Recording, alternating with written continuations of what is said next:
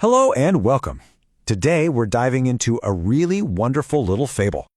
It's a simple story about a wise monk, his young student, and a mango tree. But trust me, it's got a timeless message about patience that I think we can all use. Okay, right here, this single line is pretty much the heart of the whole story. It's this simple, powerful piece of wisdom that's going to frame everything we talk about today. So keep it in the back of your mind as we go.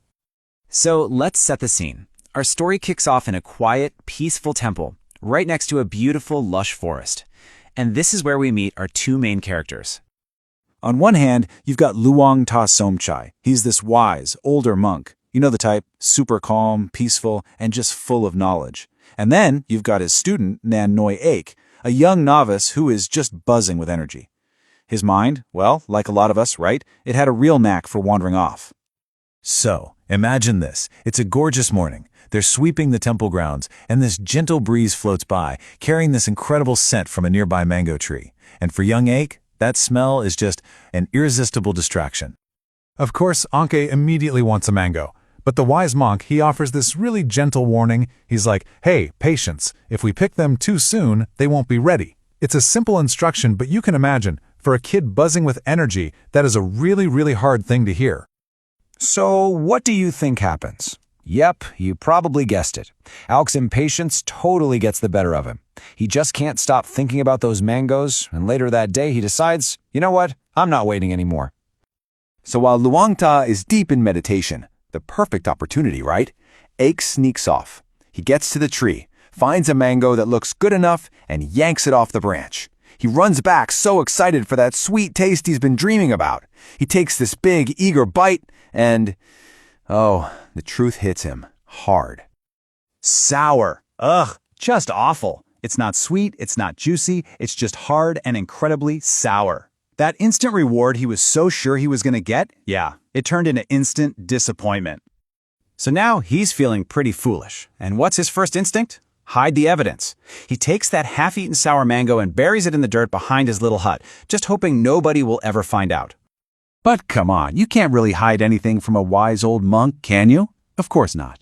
The next morning, he spots that little patch of disturbed earth, and sure enough, he uncovers the sad, half-eaten mango. Now, this part is so important. He calls the young novice over. But listen to the tone here. There's no anger. He's not yelling. He's not scolding. He just holds up the fruit and asks this very simple, direct, and gentle question. And Aek knows he's caught. There's really no point in making up excuses. He just hangs his head in shame and confesses. He totally owns it, admitting his impatience got the best of him, because he just wanted that sweetness so badly. And here comes the masterclass in teaching. The monk doesn't punish him. Instead, he uses the sour mango as this perfect metaphor for life. He explains that all the good things, the truly sweet and satisfying things, they just need time. If you rush them, you're only going to get a sour result. So, this brings us to the whole point of the story, right? How do we take this wisdom and actually apply it to our own lives? Let's break down how this little fable turns into a really practical lesson. So what the story is really telling us is that patience isn't just about sitting on your hands and waiting around. It's an active kind of understanding. It's knowing that time isn't your enemy. It's actually a key ingredient in the recipe for something to become perfect, to become sweet. And this just lays it out so clearly. You really have two paths. You can rush, and you'll get the sour mango, an immediate, but incomplete result that always ends in disappointment. Or you can wait patiently, let things ripen, and get that sweet reward, a truly satisfying outcome that brings real fulfillment. And we're not just talking about fruit, of course. Think about your own life. In your career, right? Maybe it's about waiting for the right project instead of jumping at the first shiny thing.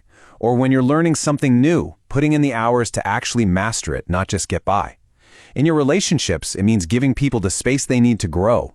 In almost every situation, resisting that tempting shortcut leads to something way more rewarding in the end.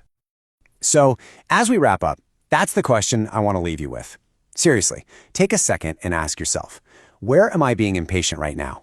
What goal, what project, what relationship am I trying to force before it's actually ready? What is the sour mango that you're reaching for when just a little more patience could give you something truly sweet?